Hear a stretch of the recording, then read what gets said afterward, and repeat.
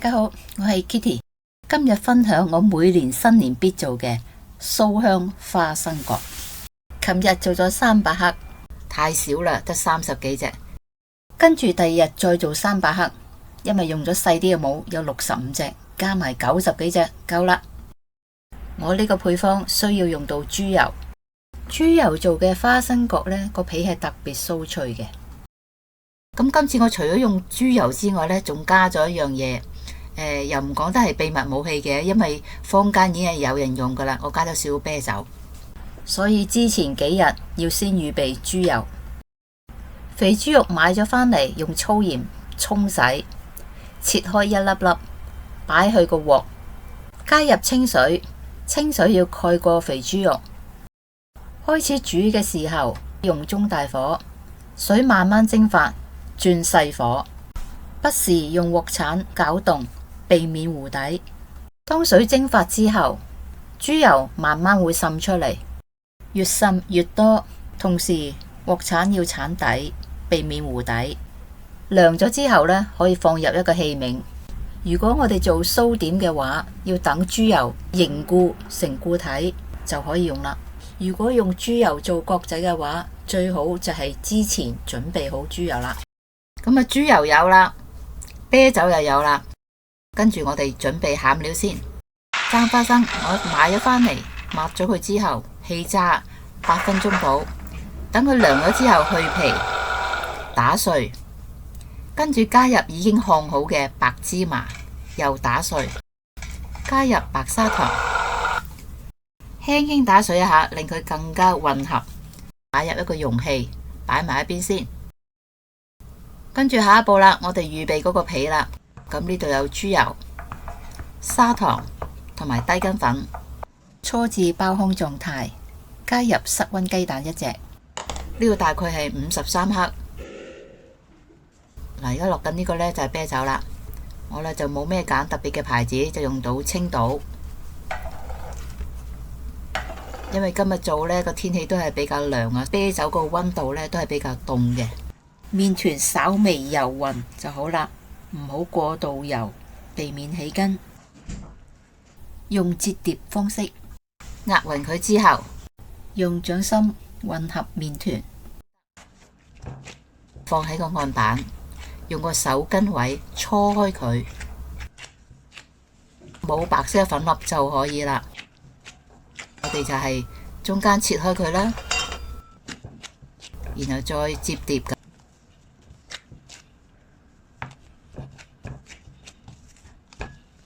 如果冇白色嘅粉粒呢，咁上下就可以啦。將麵團放入容器，上蓋，靜置30分鐘至60分鐘，鬆弛一下。鬆弛後嘅麵團呢，好軟熟啊！一大份嘅麵團最好分2份，容易啲操作。留低一份，另外一份包保鮮紙，或者擺落個器皿，用個蓋蓋住，避免佢風乾。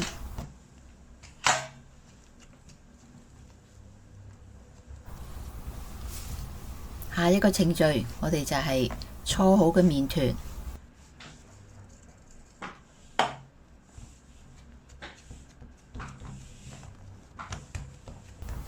乾開，乾至平均2毫米至3毫米。選擇一個吸模嘅大細，如果係個直徑越細呢，個角仔皮就會多啲，變相呢係多啲角仔嘅，咁就要包多幾隻啦。我而家呢隻紅色呢隻呢，就5.5厘米嘅。咁如果係細少少嘅話呢，整個角仔皮呢係容易啲預嘅。大嘅話呢，有陣個邊係會嘥咗啲，咁你自己要因一因嗰個邊位嗰度啦。用剩嘅角仔皮我哋都擺埋一邊，未做嘅角仔皮冚住佢先，防止風乾。發覺呢，用個吸模整咗圓形出嚟之後呢，嗰個皮呢實際上係冇咁大嘅。我哋會諗啲方法令到個角仔皮會大啲，咁啊將佢乾上乾落少少，令到佢個高度呢高返啲，包出嚟個角呢就會有個半圓形出嚟啦。左上角係我另外一個花生角嘅視頻，咁我就喺個工作台上面呢，整咗張保鮮紙，解決咗麵團同工作台黐實嗰個問題啦。將兩邊先黏合，留返中間，方便入花生餡。唔需要太滿啦，如果咪會漏餡啊。跟住就將兩邊黏合，反轉，再按實。個邊要留有一個闊度，方便去鎖邊。按得平均一啲，陣間鎖邊就會靚好多啦。如果鎖邊呢個位鎖得唔實呢，陣間炸嘅時候有可能會漏花生餡，呢個要注意一下啦。扭邊向上，避免壓平。用個快鏡睇多一次，兩邊封咗口先，入餡，黏合，按平均，鎖邊。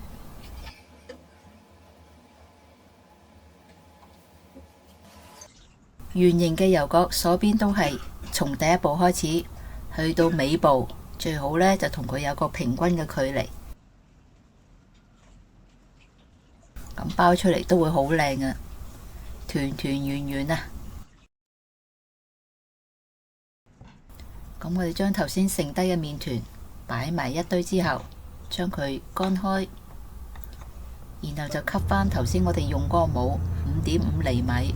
亦都係今次做嘅角嘅 size， 因為比較細，所以300克嘅粉可以做到65隻角仔啊，一口角啊。咁啊，大概因一因個位，然後先拉咗啲麵皮。呢份角仔用咗低筋粉、加豬油、雞蛋同埋青島啤酒炸出嚟呢，好好食。我做呢個視頻嘅時候呢，已經啲角仔已經食到好多噶啦。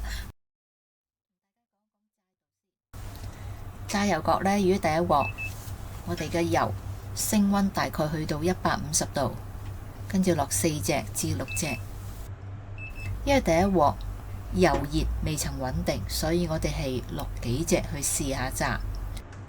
我而家呢個鍋24厘米直徑，第二鑊呢，我會炸8隻至10隻，因為而家初炸第一鑊比較耐，我用咗5倍嘅倍速。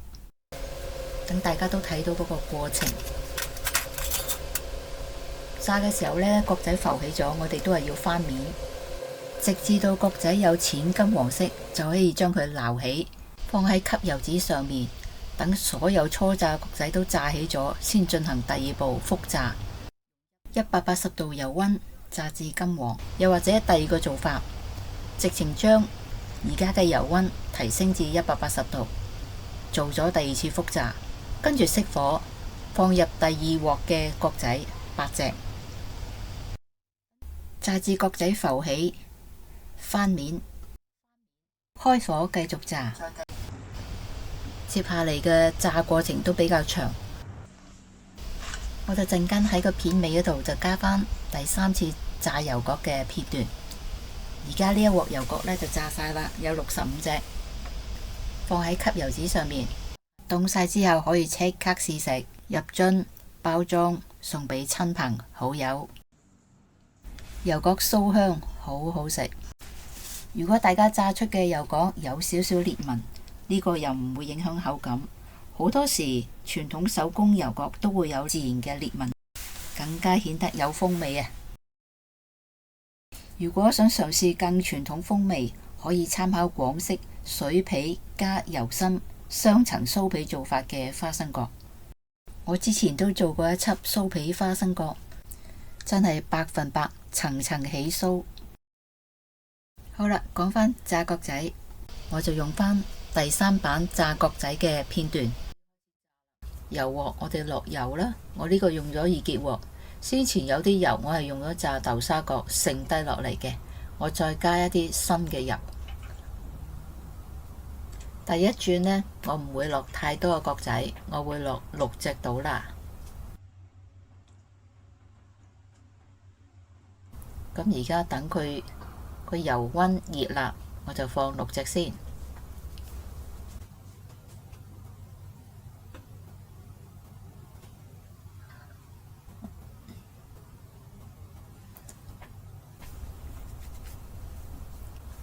放咗角仔落去之後呢，我哋轉細火，等佢慢慢炸。因為今次嘅皮呢，我係厚返少少嘅，變咗佢係需要時間去炸透咯。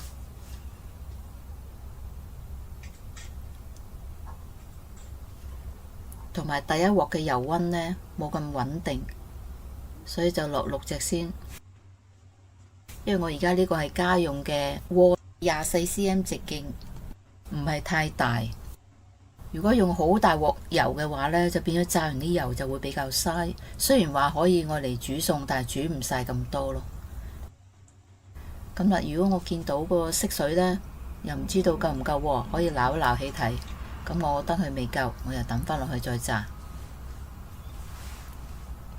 咪翻下啲油角。咁如果炸油角嘅時候，或者炸豆沙角啊，炸其他食物呢，最好都係戴翻個口罩，因為油溫比較熱呢，佢出嚟嗰啲煙呢都會影響到健康。咁啊，都係安全起見啦。戴一副眼鏡同埋一個口罩。好啦，繼續炸，繼續翻下佢。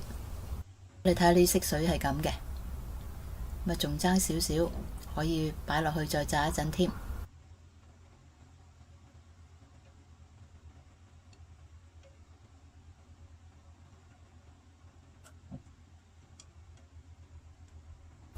好啦，炸起啦，咁我哋拎一拎起先，咁跟住將個火轉大火，目的係我陣間要回鑊，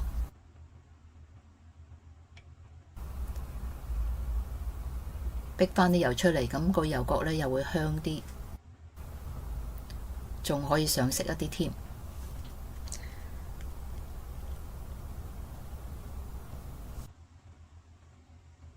回鑊時間唔需要太長，按實際情況覺得佢夠色可以啦，就可以撈起，跟住熄火。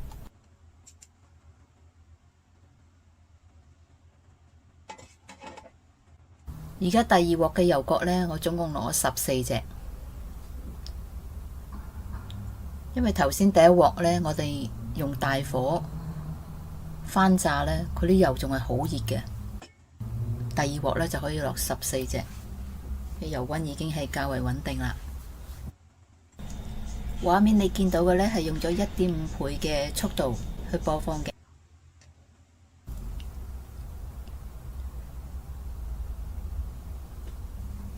嗱，呢個呢係閂咗火㗎啦。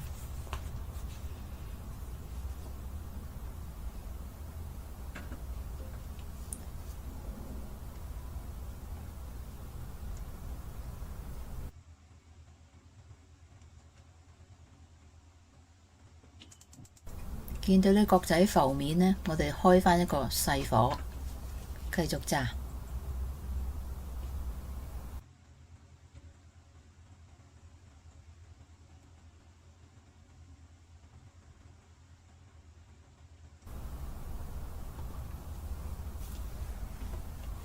我除咗每年新年之前呢整油角之外呢，都會整豆沙角啊、家鄉油果、炸糊蝦、蛋散、煎堆、燒口棗、蘿蔔糕、馬蹄糕、芋頭糕啊，有棗蓉糕同埋其他唔同嘅糕點。有興趣嘅朋友呢，可以睇一睇我個頻道呢，有其他嘅新年美食。新年做一啲美食呢，咁家人有口福啦。食得油膩嘢多呢，飲返啲熱嘅中國茶呢，可以解一解膩嘅。好啦，等佢啲色上色咗之後呢，我哋可以撈起佢，又將個火去返大火，將啲油加熱咗之後呢，我哋去回鑊翻炸第二次。揾隻筷子試一試油溫，筷子側邊好多泡出嚟呢，就 OK 㗎喇。咁因為我呢個呢有成14隻，我就等咗佢一陣先放落去。用個罩呢推一推啲油角。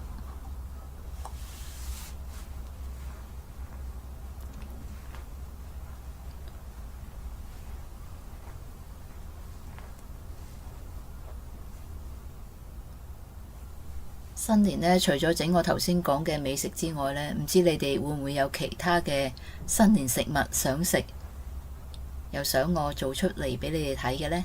有嘅話，你可以提議下㗎喎，喺下低留言區度留言就得㗎啦。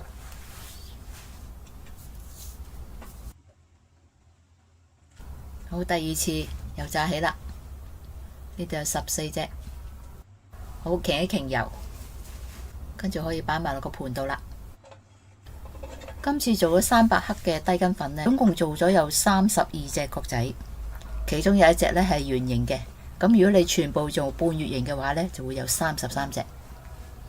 咁可以炸埋最拉尾嗰轉啦。呢個呢，放角仔落個鑊嗰度呢，我冇用到筷子去夾嘅，因為夾嘅時候呢，如果唔小心會跌咗落去呢，彈起就會好危險。同埋用筷子夾得唔好嘅話呢，佢會有個印喺度，就整扁咗個角仔啦。所以我係用個手響個鑊邊嗰度呢，輕輕削隻角仔落去嘅。嗱，呢個就圓形啦，照擺埋落去炸，炸埋呢一鑊呢，就炸完啦。炸個過程同之前嗰2次都係一樣啦，咁唔想浪費時間。炸起啲角仔呢，好靚啊，有一個圓形啦，有半月形啦。鍾意呢個食譜嘅朋友，你都可以試一試嘅喎，都唔太難嘅。喺呢度先祝大家新年快樂，最緊要係身體健康，荷包腫脹，萬事如意。鍾意呢個食譜嘅朋友，請點個讚、分享、訂閱。我係 Kitty，下次再見，拜拜。